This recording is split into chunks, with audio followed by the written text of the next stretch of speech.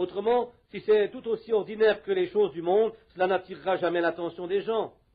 Maintenant, si un homme cherchait une voiture, il passerait outre cette enseigne-là. Mais s'il avait faim, il chercherait cette enseigne-là. Ainsi, je crois que le chrétien est le panneau publicitaire de Dieu. Je crois que chacun de nous est un panneau publicitaire de Dieu.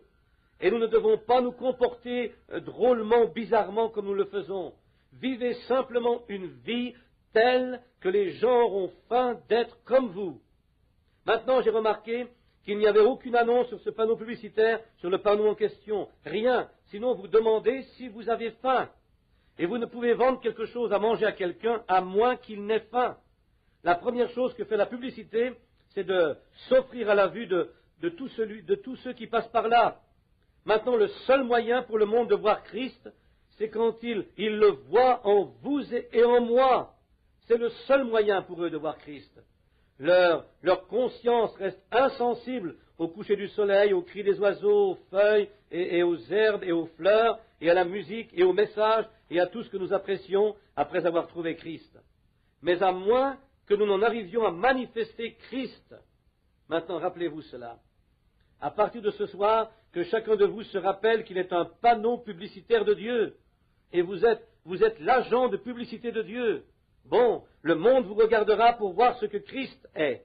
Ainsi, nous ne voulons pas afficher dessus beaucoup d'histoires qui rendent témoignage de ce que nous ne sommes pas réellement. Soyons d'abord cela. Et puis, après que nous serons devenus cela, le monde verra alors Christ en vous et en moi. Maintenant, la première chose, pour n'importe quelle publicité, est qu'on doit la voir. Puis, deuxièmement, on doit avoir besoin de la chose. Maintenant, si on voit cela et qu'on n'en a pas besoin, là, c'est autre chose. Cependant, vous n'affichez pas une publicité en vain. Mais comme les gens doivent d'abord voir cela, il nous faut alors le rendre très attrayant à leurs yeux.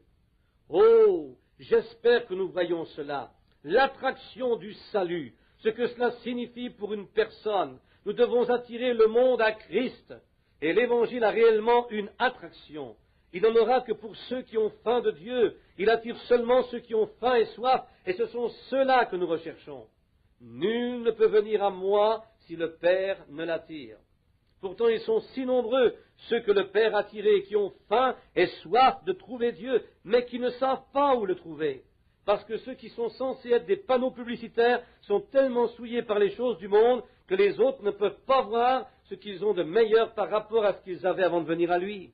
Ils vivent comme le monde, ils parlent comme le monde, ils chantent les mêmes chansons que le monde, ils s'habillent comme le monde, je veux dire surtout les femmes, et puis ils agissent comme le monde, ils fréquentent des milieux mondains, ils assistent aux spectacles mondains.